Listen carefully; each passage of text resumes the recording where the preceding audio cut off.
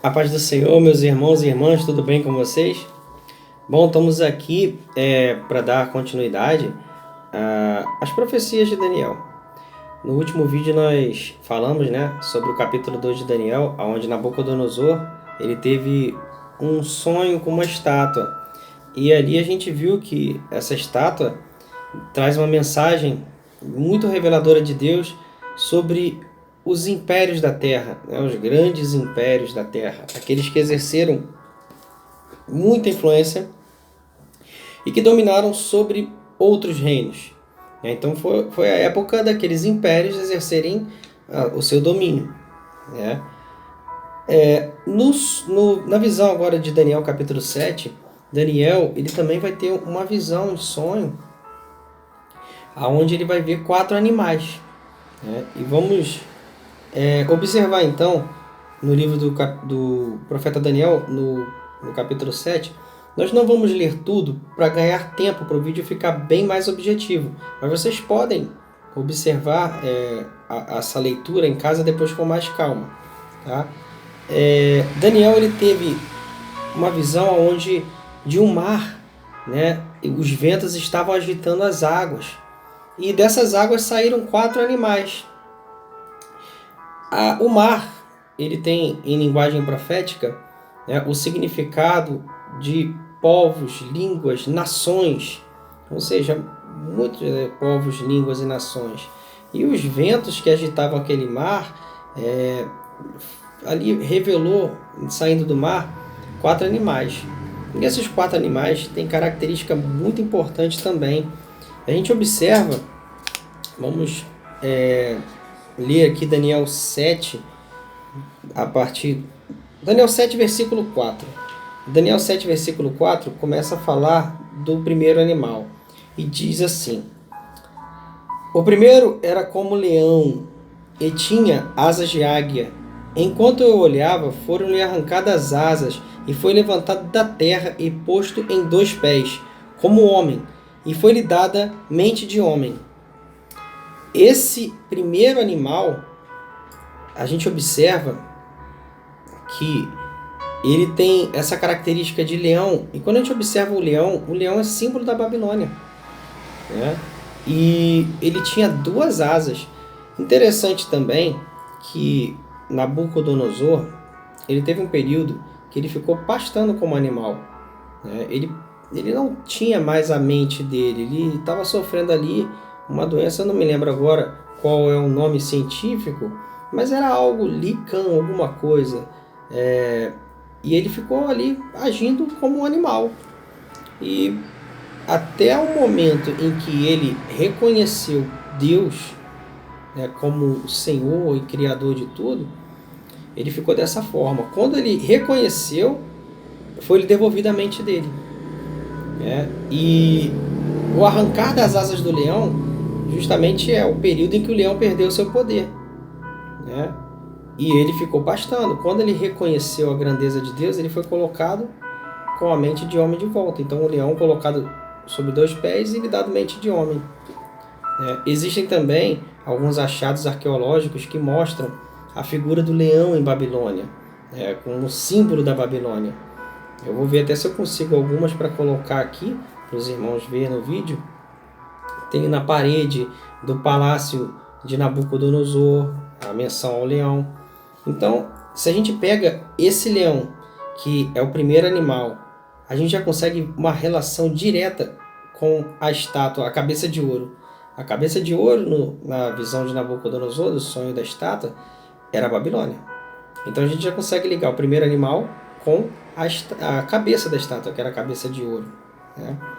O segundo animal, vai dizer aqui em Daniel capítulo 7, versículo 5, continuei olhando, e eis o segundo animal, semelhante a um urso, o qual se levantou sobre um dos seus lados, na boca entre os dentes trazia 3 costelas. Ele dizia: levanta e devora muita carne. E aí, se o primeiro animal está para a cabeça de ouro, o segundo animal está para os braços de prata e o peito de prata da estátua. E a gente observa esse leão e a gente sabe pelos relatos, O rei Dário foi quem enfiou a espada ali no descendente de Nabucodonosor, Belsazar, e tomou o reino dele. E isso tudo também aponta para a história. Na história da nossa humanidade, a gente vê que a palavra de Deus e a história ela está diretamente ligada. Confirma. Aquilo que foi profetizado na palavra de Deus aconteceu na história da nossa humanidade, dos reinos da terra, né? E o império, que era o Império Medo-Persa, esse império ali, que é retratado por esse urso, ele foi constituído de dois reinos, o reino Medo, né, o rei Dário, e o reino Persa, o rei Ciro. Eles se uniram e formaram o Império Medo-Persa. E aí esse urso, ele é a representação, né, nessa visão de Daniel, desse império. E a gente observa que o urso ele cresceu e ficou meio assim de lado, né? Meio descompensado, um lado maior que o outro, ele ficou meio torto assim. E se a gente observar bem, isso tem uma revelação tremenda, porque apesar de serem dois reinos que se uniram, o reino persa cresceu mais que o reino medo. Então gerou o quê? Esse urso descompensado. Em Daniel capítulo 8 é aprofundada a parte do segundo animal e do terceiro. O segundo animal é esse urso e o terceiro, que a gente vai ver depois, é o leopardo. Deus dá uma outra visão para Daniel depois, citando brevemente aqui, mas não vamos focar nisso agora. Vai ter um outro vídeo que a gente vai falar especificamente disso. E Deus ele aprofunda ali a revelação da visão. Nesse momento vamos focar apenas nessa questão aqui dos 4 animais. Esse urso, né, que é o segundo animal, ele ainda tinha na sua boca 3 costelas. E essas costelas simbolizam as 3 grandes conquistas que esse império teve, né, que foi sobre a Lídia, sobre a própria Babilônia, né, e o Egito. O Império Babilônico dominou muito. Esse império dos Medos e dos Persas, o Império Medo-Persa que veio, ele subjugou a Babilônia também e o Egito. No livro do profeta Jeremias, lá no finalzinho, a gente vai observar que Jeremias ele foi ainda amarrado e levado à força para o Egito. Os judeus ali estavam com medo de que Nabucodonosor ferissem eles com a espada, né? Alguns ainda ficaram ali. Então eles falaram para Jeremias, ora a Deus aí, porque a gente está querendo ir para o Egito, e só para saber. E o que Deus falar, está falado. Aí o Jeremias orou a Deus e falou assim, olha, Deus disse que devemos ficar aqui, porque senão a espada que vocês temem aqui irá alcançar vocês lá.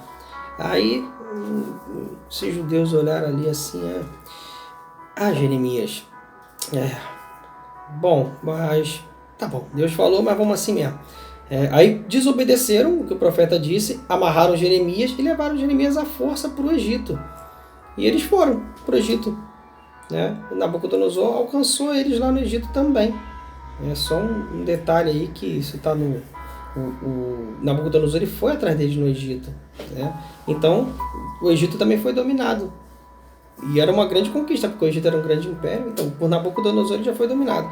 E agora o Império Medo-Persa, quando ele dominou todos esses impérios, ele dominou Lídia, a Babilônia e o Egito também. Então, era um grande prêmio, né, para eles. E, assim, em termos de conquista, eram grandes reinos que estavam sendo dominados. Então, essas 3 costelas significava isso. Né? Aí vem o outro animal. Daniel capítulo 7, versículo 6, diz assim, depois disso continuei olhando, e eis aqui outro semelhante a um leopardo, e tinha nas costas 4 asas de ave. Tinha também este animal 4 cabeças, e lhe foi-lhe dado domínio. Esse quarto animal já é o quarto grande... Me desculpem, terceiro animal, é porque são 4 asas, eu confundi. 4 asas e 4 cabeças. Então esse terceiro animal, ele já era aí o terceiro grande império que estava surgindo. Né? E esse império, se a gente observar na história, ele vai estar se referindo ao Império Grego, aonde Alexandre o Grande, né, ele, rei da Macedônia, ele dominou muito, o império dele se alastrou de uma maneira tremenda, então ele foi dominando e subjugando reinos, e esses reinos ficavam debaixo do domínio deles, de Alexandre o Grande. E Alexandre o Grande dominou inclusive os medos e os persas, que passou o período desse império medo-persa, e eles foram subjugados também por Alexandre o Grande, que é esse terceiro animal.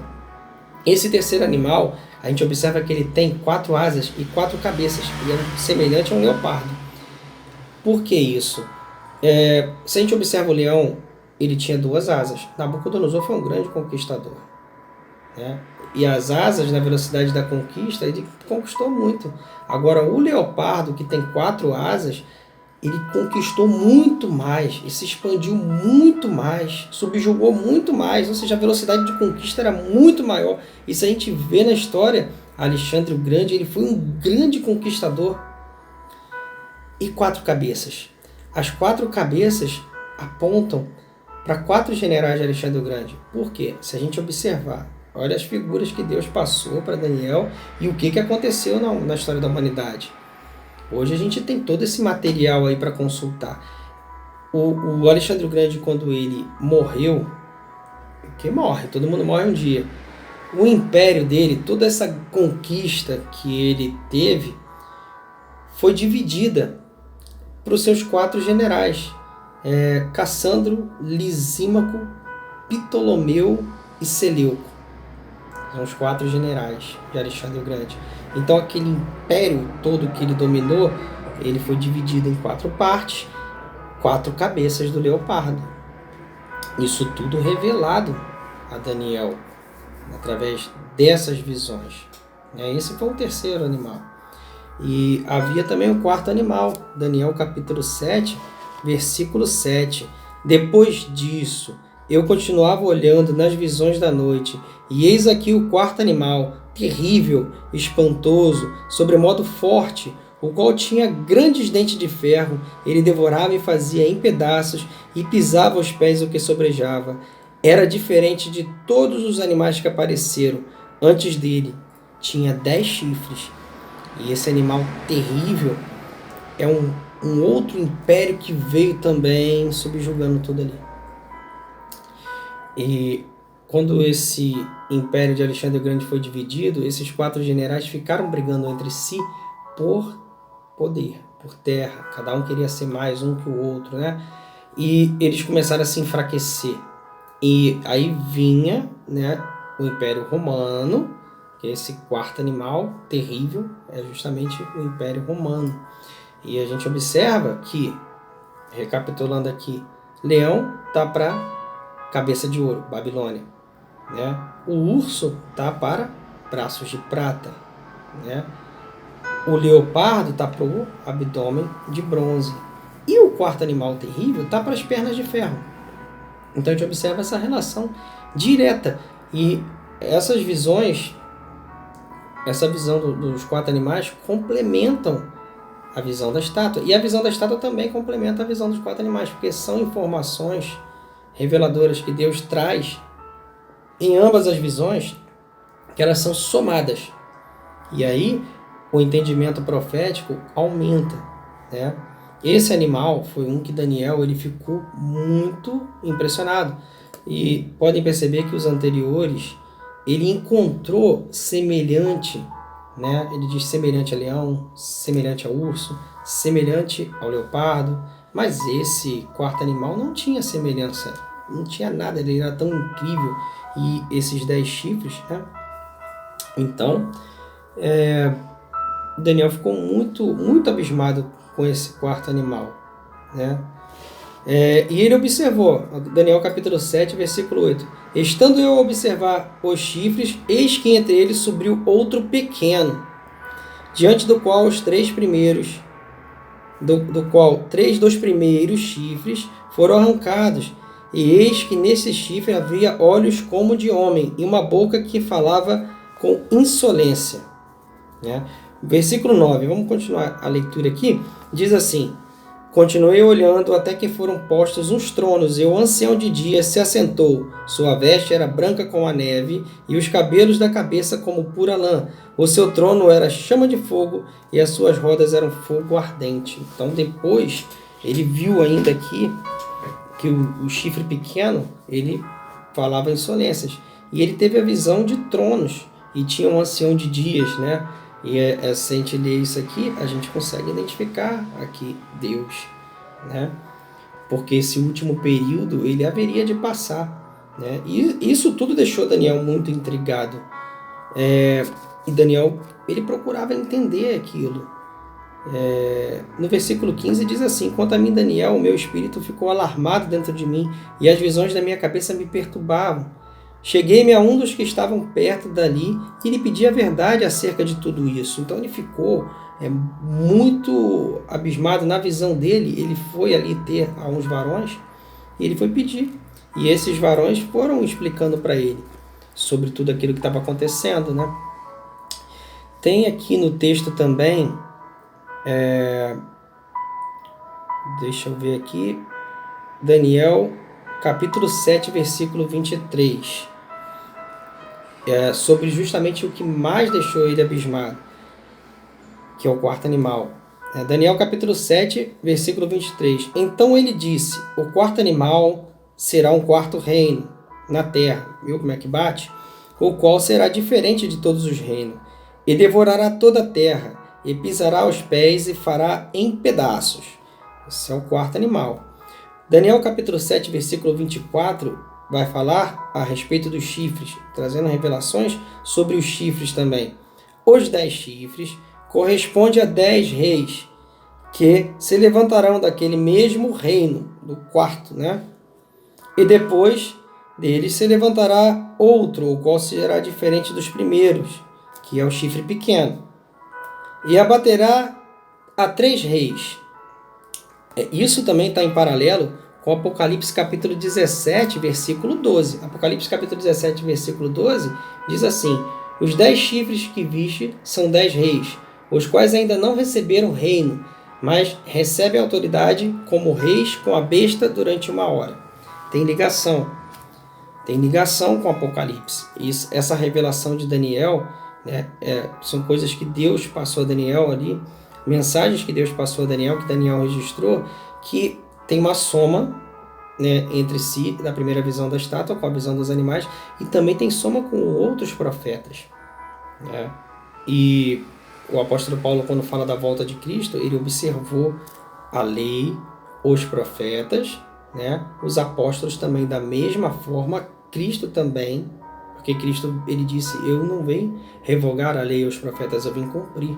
Então está tudo em cumprimento, tudo já havia sido dito. Deus deixou mensagens nos profetas, na lei, tem significados. O próprio tabernáculo é muito importante de entender. O tabernáculo, os ofícios do tabernáculo, as 7 festas que eram comemoradas, as relações proféticas que tudo isso traz e qual a revelação que isso traz. Não vamos entrar no detalhe aqui no momento. Vamos focar nos 4 animais. Estou mostrando apenas que existem relações entre as profecias e elas se somam, elas convergem para uma revelação muito maior, né? Então, a gente vê que existe essa ligação. E esse chifre pequeno, né, e desses reinos que vão surgir a partir desse reino, esses 10 chifres também estão em paralelo com os pés da estátua de Nabucodonosor, com os 10 dedos da estátua, né? E se complementa essas informações. E aqui a gente vê uma figura do chifre pequeno e profere blasfêmias, né, contra o Altíssimo. Daniel capítulo 7, versículo 25 vai falar sobre isso.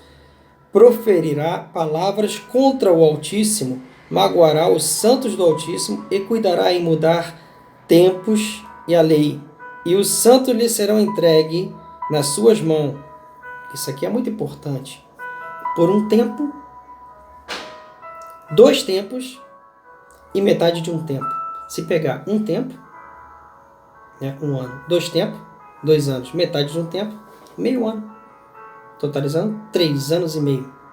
Existem profecias, e aí a gente vai ver depois em outro vídeo também, sobre as 70 semanas, a última semana, né, sobre o chifre pequeno que recebe poder, faz acordo com muitos, né, por um período de 7 anos, ele rompe o acordo na metade do ano.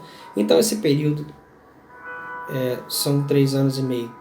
Tempos, metade de um tempo. 42 meses ou até mesmo 1.260 dias. Isso também a gente vai encontrar, a gente vai falar mais sobre isso. E aqui no Daniel 7:25, ele fala sobre isso. O chifre pequeno, ele tem um significado. Você vê que é um rei diferente de todos os outros que se levanta. Ele também é referido pelo apóstolo Paulo como o homem da iniquidade. Pedro fala nele como o anticristo. Existem muitas citações dessa mesma figura, né, que é dita a figura do anticristo dessa forma. Daniel se refere a ele como chifre pequeno, na revelação que Daniel estava tendo nessas visões como chifre pequeno. E esse chifre, ele combate contra o Altíssimo, né?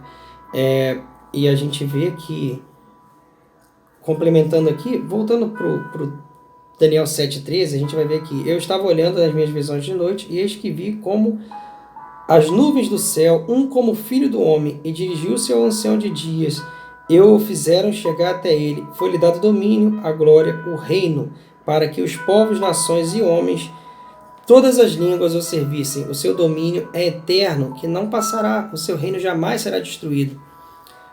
Lembra dos pés da estátua? Essa configuração toda, essa relação toda. O que aconteceu depois que aqueles reinos todos caíram? Veio uma pedra sem auxílio de mãos e foi arremessada na estátua. A estátua caiu.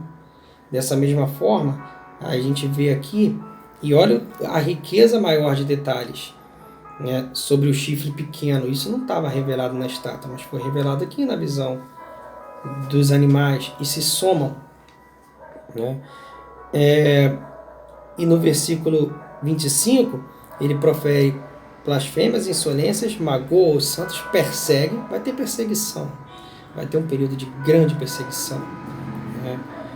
Essa grande perseguição também, em outros textos, referido como grande tribulação, né? E olha o período de tempo em que isso acontece. Tempo, 2 tempos e metade de um tempo. 3 anos e meio. Versículo 26 diz assim: mas depois se assentará o tribunal para lhe tirar o domínio, para o destruir e o consumir até o fim. O reino, versículo 27 agora, o reino e o domínio e a majestade dos reinos debaixo de todo o céu serão dados ao povo dos santos, do Altíssimo, e o seu reino será eterno, que é aquela grande montanha que é formada depois que a estátua cai, reino eterno, o reino de Cristo, e todos os domínios o servirão e lhe obedecerão. E aqui encerra a visão. Podemos trazer alguns detalhes aqui a mais, né? Quando Cristo ele volta, né, vai estar acontecendo tudo isso. Aqui fala do período final, né, que são esses 3 anos e meio, quando vai estar tendo grande perseguição, os santos vão ser perseguidos também, né? Não vamos nos enganar de que não vai ser, né? É até bom, até confortável pensar que Cristo volta antes disso tudo acontecer e leva, mas não é o que é revelado nos profetas. Aqui a gente está observando pela visão de Daniel e diz aqui que vai ser perseguido, vai ter perseguição, mas Deus vai livrar. Deus vai livrar o seu povo, Deus vai conduzir o seu povo, mas vai acontecer, porque nós já estamos vivendo nesses tempos aqui praticamente os pés da estátua, que é esse último animal. A configuração toda já está pronta para aparecer, né, essa figura do anticristo. E é um governante que vai fazer ali aliança com muitos. E tudo vai parecer muito bem. Eu não sei se vocês estão observando o que está acontecendo. Todo mundo fala do coronavírus. O coronavírus passa, ele está passando, ele vai passar, né? Mas o que ele está deixando, além dos impactos na saúde, claro, muita morte, mas observa os impactos econômicos, os países sem praticamente finança nenhuma, todos arrasados, e com isso os governos perdem autonomia. E a ONU já publicou uma chamada Agenda 2030, que são 18 metas de 2020 a 2030 para serem implementadas. E tudo parece muito bem, muito bom, auxílio, ajuda, né? É tudo um cenário perfeito para o surgimento desse chifre pequeno. E a ONU diz que vai acabar com a desigualdade entre os países e dentro dos países. É um texto que, se a gente for observar bem, a ONU falando sobre isso, toda lei que um país tem, que uma nação tem, que já está deturpada demais. Até o nosso Brasil a gente vê que cada vez mais as coisas são contrárias ao que Deus determina. E a sociedade vem seguindo isso, se perdendo a iniquidade. E um discurso sempre muito bom, que as coisas vão ser para o bem, que é para acabar com a desigualdade, tudo, mas olha os efeitos que isso causa. Existem pessoas, famílias, casamentos sendo destruídos por conta de legislação, que as coisas são colocadas de uma forma, o casamento banalizado de um jeito, divórcios sendo declarados de uma forma que não é a mesma forma que está sendo falado na palavra, porque a palavra fala também de carta de divórcio, mas não é desse jeito que está sendo feito aí. Aos poucos isso vai mudando. A ONU já veio com esse discurso bom de acabar com a desigualdade, acabar com a pobreza, acabar com a fome, e isso os países já sem autonomia nenhuma vão ter que se sujeitar a essa ajuda. E aí vai praticamente toda a legislação dos países não vai ter a legislação própria, vai ser uma coisa geral, uma coisa para todos. Esse discurso está sendo feito pela ONU. Vamos observar essas coisas e vai surgir um líder, né? Aparentemente, o acordo que ele vai fazer com muitos vai ser algo bom. Mas aí na metade da semana, isso daí está lá em Daniel 9. Daniel 7, ele traz aqui a figura do chifre pequeno. Daniel 8 vai detalhar o período do império, que é um império que passa da Medo-Persa para o grego, né? E Deus vai usar duas figuras ali, o bode peludo com chifre notável e o carneiro com 2 chifres. Um cresce maior que o outro também, como a Pérsia cresceu mais que a média. E ali também vai estar revelando muita coisa a respeito da história. Isso, irmãos, depois que acontecer e ele subjugar, que a gente vê aqui no versículo 25, Daniel 7, 25, vamos ler até de novo. Proferirá palavras contra o Altíssimo, magoará os santos do Altíssimo e cuidará em mudar os tempos e a lei. E os santos lhe serão entregues nas mãos por 1 tempo, 2 tempos e metade de 1 tempo, 3 anos e meio, que é o último período, né, onde depois disso tudo aí já vai estar sendo abertos selos, tocado trombetas. A gente não está falando muito disso agora, mas está lá no Apocalipse. E isso também soma com isso tudo. A revelação do Apocalipse a João, Jesus revela muita coisa a João, mas aquela revelação para João detalha apenas coisas que já foram ditas antes. E depois desse período, o que acontece? Versículo 26, depois se assentará o tribunal para lhe tirar o domínio. E isso tudo, irmão, quando Cristo voltar, essa pedra bater nos pés da estátua e derrubar esses reinos, quando esse chifre pequeno, esse animal vai ser morto. O quarto animal, aqui no texto fala que esse quarto animal é morto. E esses reinos que se unem ao chifre pequeno, 3 se levantam contra ele e caem. Vai ter resistência, vai ter guerra, né? Depois que tudo isso acontecer, haver perseguição dos santos, Deus vai livrar os santos. A gente vai ver outros textos que complementam isso. Estou passando aqui de uma maneira geral. Aí vai vir Cristo, né? Aí vai acabar, vai estabelecer o reino dele. E quando ele estabelecer o reino dele, ele vai pegar a igreja, né? Que são, essa promessa foi feita a Abraão, né? Que são as 12 tribos de Israel, mais os gentios que formam Israel celestial, que essa é a igreja, todos.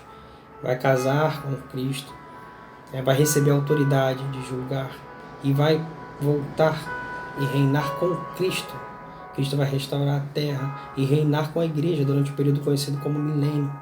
Satanás vai estar preso, depois de 1000 anos Satanás é solto da sua prisão, sai a enganar as nações, né?